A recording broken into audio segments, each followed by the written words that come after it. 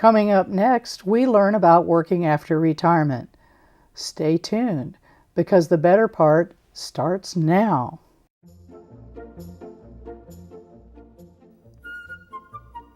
Welcome to The Better Part, a program that encompasses a diverse spectrum of topics important to our community, which we hope will both inform and entertain you. We invite you to sit back and enjoy the program.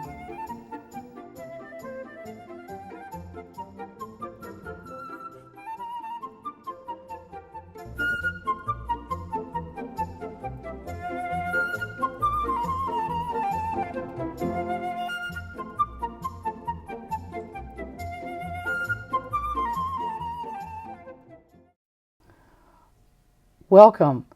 I'm Sarah Doxiadis, and with us in the studio today is Dr. Charles Bedord. We'll be talking about working after retirement and the fact that you can take it with you.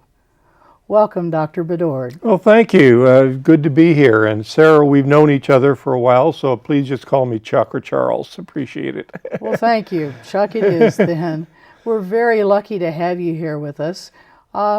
I'm wondering if you'd tell us a little bit about how you were able to retire and take your knowledge and experience with you into working after retirement.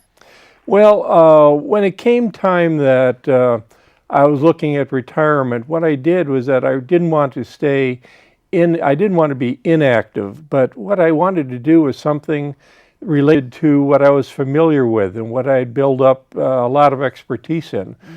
So I looked at what I was doing in the area of medical research, pharmaceutical drug development, and started to think, is there something that I could do in retirement, and particularly from home in retirement, that would be related to this? And the more I thought about it, the more I talked to people, something in the area of medical writing or medical editing seemed to be a good logical choice. Now, why did that seem to be a logical choice? Did you have a background in writing and editing in your professional life?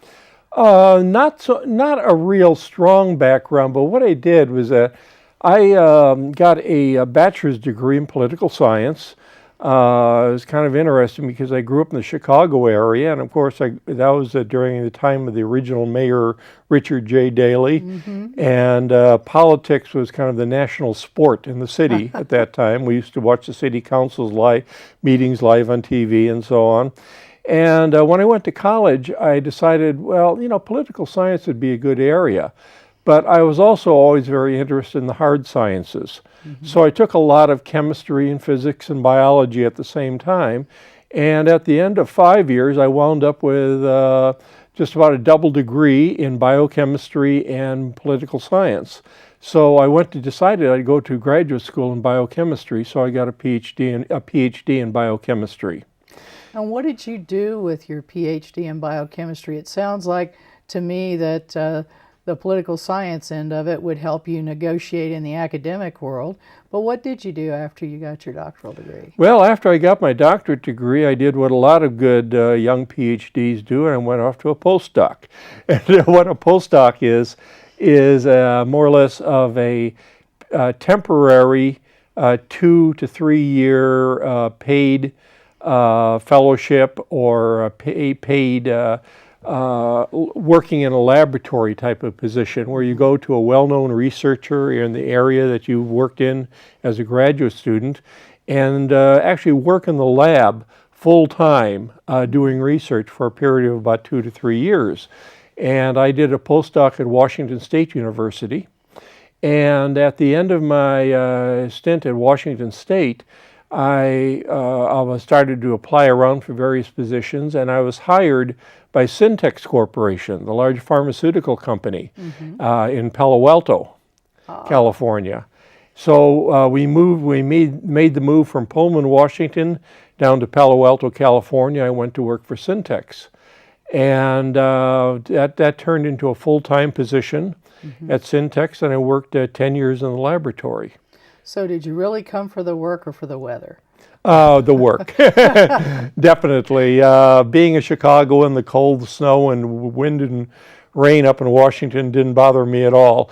But I came down for the work and the research at Syntex in Palo Alto. So what kind of topics did you research?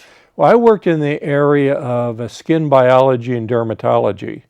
And we had particular interest in the basic biological mechanisms that were behind dermatology diseases such as acne and also psoriasis. So we were looking what goes wrong in psoriasis molecularly in the skin cells, what goes wrong in acne in the skin cells. So we did a lot of work there, and we used animal models, did basic research, and actually that was very akin to being in academia, where you did research, you presented it, you published your papers, and you interacted with a lot of other researchers in the area. Well, when we were talking before this interview, you mentioned that in fact throughout your career you'd had opportunities to write, I think, up to 17 professional papers, and you also helped to edit and review some professionally refereed papers. Is that correct? Yes. While I was at Syntex in particular, and also during my postdoc years at Washington State, I published 17, like you said, different abstracts and full-blown professional papers. And also, once you start doing this, the journals that you publish these in start to contact you and ask you if you'd like to review papers written by other researchers.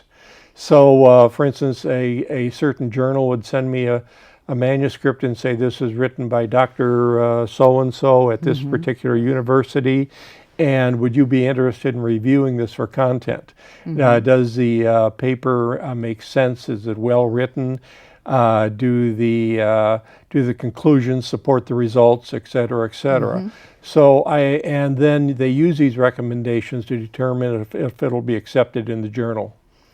Very good. So it sounds like you did actually have some serious experience on the editing side and the writing side in your original career, so to speak, and now in your post-retirement career.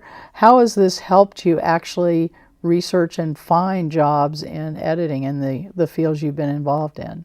Well, certainly, in addition to the reviewing of papers and writing papers, I also had a lot of experience writing for Food and Drug Administration, not as an employee, but correspondence and talking with people in FDA. So you kind of get to know, for want of a better word, the jargon or the language that's used in the area of biochemistry and especially biomedical research. So you get to know the types of the language that's used, you get to know the journals that are read, how these papers are written, and who the players are as far as the editors of various journals and so on. So it gives you a broad overview, a background in these types of areas. Well, that certainly sets a good foundation for understanding why you were so attracted to the area. So what happened? What steps did you go through to start your new career in editing? Well, after I decided to retire from Roche Pharmaceuticals, what I did was that, actually prior to that, I joined the American Medical Writers Association, and or what we call the acronym is AMWA. Okay. And I attended some of their meetings, and they talked a lot about editing and various aspects of writing. So I decided to go ahead and examine their website. Their website posts many employment opportunities in these areas. Also, there's a couple sites called, one is Flex Jobs, another is Virtual Vocations, which also posts a number of different types of positions in editing and writing. So I started looking around for these types, and there was one that turned up on the AMO website for a company in Korea. Oh. And I decided to go ahead and apply for that particular job. And I went through a series of tests in writing and editing, and I got the job. And that was my first foray into post-retirement work as far as a medical editor. So, what is the process you go through in actually editing an article? Well, the first thing that you go through, of course, is just read the title and say, do I know something about this area? Is this area within my realm of expertise at all? Do I have some background in this area? Second of all, you want to look at the manuscript and say, is this manuscript capable? Can you edit it? I mean, is it something that you think you can deal with, that you understand the phraseology that's used and the words that are used well enough so you can actually take this on as assignment? If not, you probably are best not tying into it. However, if you can, then you essentially, I do a series of 3 different edits. One is kind of a quick edit where I go through the paper and pick out the obvious things that need to be changed. The second line is a more detailed edit where I go through the paper again and much more slowly, and I make a second round of changes. And then I go through a third time. The first 2 rounds of edit are done on the screen. Ah, okay. Okay, so I don't print out the hard copy. I just do the editing on the screen. The third round of editing, I actually print out the hard copy. And it's amazing how many things that you wind up changing in that hard copy edit. So I go through again very closely on the third round of edit and make any final last changes there. Also, you look for things that you don't pick up on the screen, like differences in spacing and so on between words, and make my final corrections there. So then I return the manuscript online. All this work is done online. My assignments come in online. My assignments go back to the companies or our authors online. Okay. So, do you always correspond with the authors directly, or do you sometimes go through the a big company that has several authors working for them? In my you can do this both ways. I tend to work through companies that specialize in medical editing, and these companies are located all over the world. I work with companies in India and Korea and Ireland and Taipei and Taiwan, and these are companies that contract with the universities and medical centers in their countries. And they, what happens is that they say a researcher in a medical center in Korea will write a paper. They want to get it published in an American journal. And they will send it to this company for editing. Okay, the company will send the paper to me. I send it back to the company, and then the company sends it back to the author. Okay. So it's a little bit convoluted route of going back and forth, but that's essentially how it works. There are other editors who work directly with the, so I personally almost never correspond directly with the author. I correspond with the company. Other editors contract directly with the writer. So they'll have a one-on-one relationship with the author of the paper. I tend not to do that. So does this give you, by working primarily with the companies, give you the opportunity to work with more different authors' work? Obviously, you said you're not directly connected to the authors, but do you see a more diverse range of authors because you're doing this through companies? Absolutely. Absolutely. I have edited, I have backgrounds from from my days in the pharmaceutical industry. I've had experience in managing clinical development programs, and many of them in oncology. I spent 12 years in working exclusively in cancer research at 3 different companies, and then I've worked in rheumatology, I've worked in ophthalmology, so I've worked in the area of HIV and AIDS, and many others that I'm not thinking of off the top of my head. but I get a wide range of papers, and some in nutraceuticals too. And What are nutraceuticals? nutraceuticals are natural products that are sold as nutrient supplements or healthcare supplements that you buy in the drugstore and so on. These are not prescription pharmaceuticals. They're sold over the counter. But still, there's a great deal of interest in these types of products as far as do they work, do they not work, what is their potential mechanism of action if they do work, etc. So I also edit in that area. Well, you mentioned early on that your first article to review and edit was from someone in Korea. Is that correct? Yes, yes. And yet you've mentioned several other countries too. So are you working with a lot of articles that are primarily by authors who have English as a second language? Yes, just about exclusively. I specialize in working with scientists and doctors, MDs, who know some English, but it is not their native language. It's, for instance, if I were to go to Korea and I were to try to write a paper in Korean, just knowing a little bit of Korean language, I mean, I would have a very difficult time with it. So turn that around, and that's what these researchers are trying to do with English. So it's this is really my area of specialty. So it's a matter of knowing enough about the type of language that is required for professional journals, knowing where this research is going, what the point is they're trying to make, that you can take these types of convoluted sentences and turn them into something that makes a story. Well, basically, each paper is divided. Scientific papers are kind of they're kind of a special breed, in that manuscripts start out, first of all, with an abstract. Okay. And abstracts can be structured or unstructured, we call. The abstract is the first thing you see when you start to read the paper. And this usually, it goes from anywhere from, a typical one will go from about 250 to 500 words. And this will often contain 3 sections.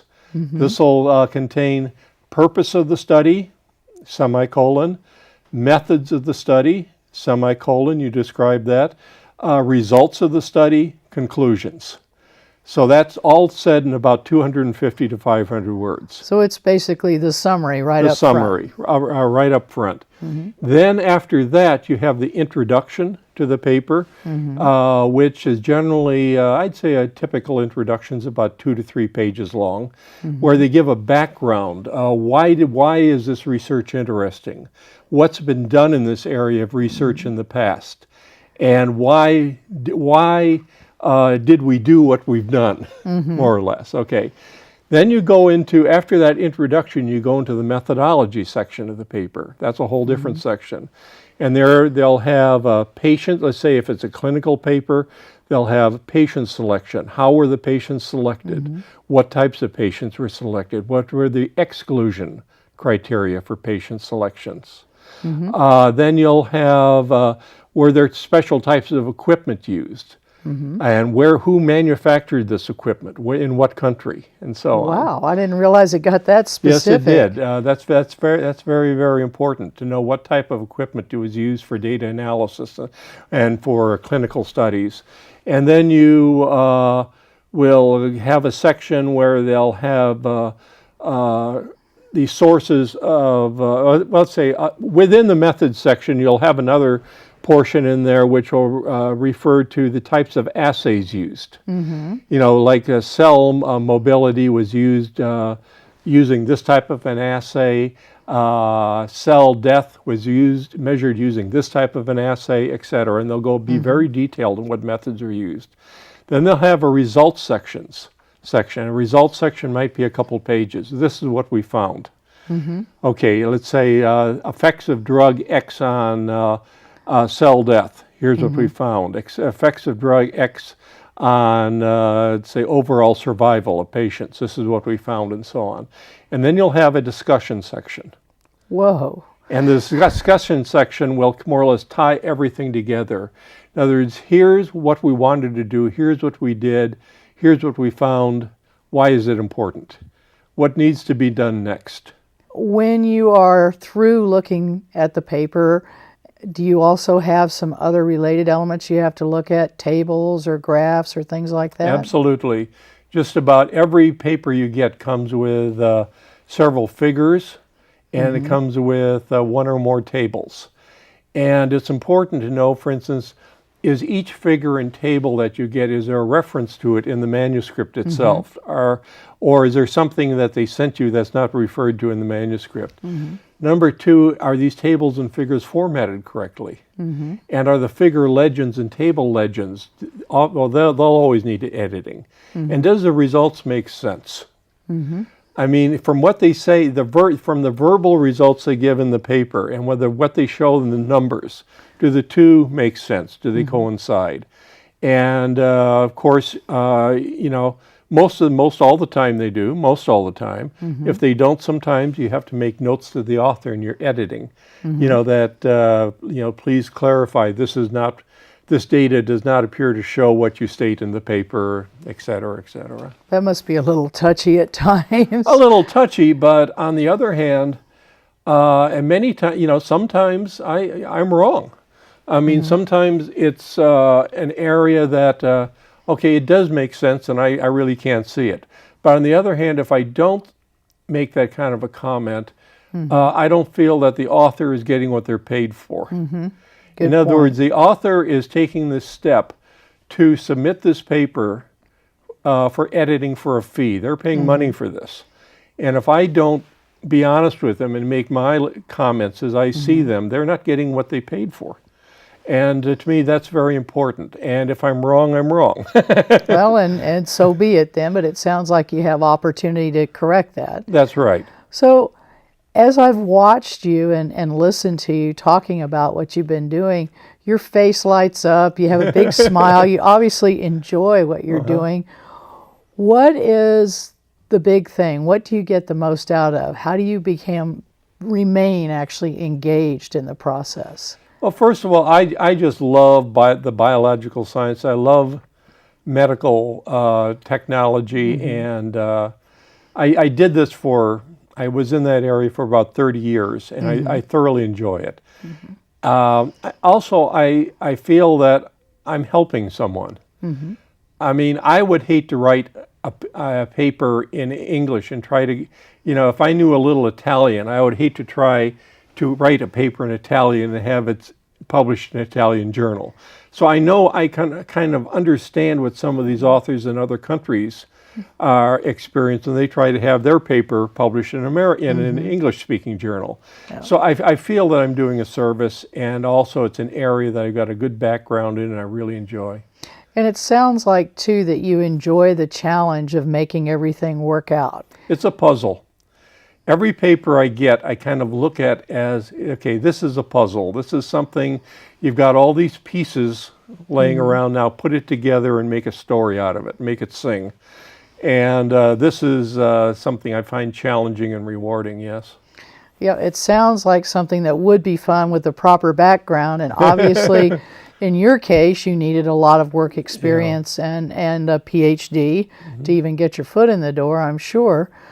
But what can we offer to our viewers as some tips in case they want to get into the area of medical editing or just editing in general? Some things you might recommend. Well, as far as medical editing goes, I think if you do not have the PhD, I think the best way to get into that area is try to develop a relationship with an investigator who you might know personally. Let's say an investigator at a local university in the Bay Area would be an example. Volunteer to read through his paper or her paper and make some comments. Just offer and volunteer. And if you make some valuable comments, they'll ask you to read through another paper. And somewhere down the line, you might be referred to other people to look at their papers, and one of these people may pay you to do it. So that's a way of getting into medical area if you don't have a PhD. Also, by all means, if you want to do this, try to attend a meeting or a conference in this area. There's a local AMWA chapter in the Bay Area, Northern California, of a chapter of American Medical Writers Association, where you get to know people. Some of these people do not have PhDs, and they know how to get started in that area without the doctorate degree, and they can possibly refer you to people to contact. So that's one way to do it. As far as other areas of editing, for instance, there's all types of editing jobs out there. Let's say for various other types of publications, home and garden magazines, mechanics magazines, sporting magazines, and many of these jobs are listed on websites. Such again, I mentioned these before: virtual vocations, flex jobs, etc. Just go into these websites and see what's available, because many of them are there, and you can apply for them online. So it sounds like there are opportunities for people, whether they are involved in the medical field or perhaps something that they either worked heavily in their pre-retirement life, or maybe even a hobby. That's right. That would lend opportunity to editing. Right. That's correct. I think, you mentioned the word hobby. I kind of started in this area almost kind of as a hobby. And then it became something I more and more I got into it. I really loved it. And I started to take on, more and more jobs. And you have to be careful that you don't take on more than you can accept, than you can really do well. It's important to do a good job on what you have more than a mediocre job in many things. Yep. Much more important. So it sounds like this is something you're going to continue doing for a while because you do enjoy it. Oh, I thoroughly do, yes. So I assume that it's something that you enjoy, keeps you busy, a little bit more than busy from the hearing of it, and something that maybe adds a little something to your retirement experience, so you can do some things you might not have been able to do otherwise. And again, for people who are retiring, I would give them the advice in that if they want to do some work after they retire, look to see what you've been doing before you retired. What were you good at? What did you enjoy in your job? And is there some way that you can take that with you into retirement and perhaps work from home? It may not be obvious at first, but if you look hard enough, there might be something there. Thanks again so much for joining us here on The Better Part. And I look forward to talking to you some more about these things. I might want to get into that myself. Thank you very much. Thank you. We hope you found today as enjoyable and interesting as we did. If you'd like to see more, please join us on YouTube.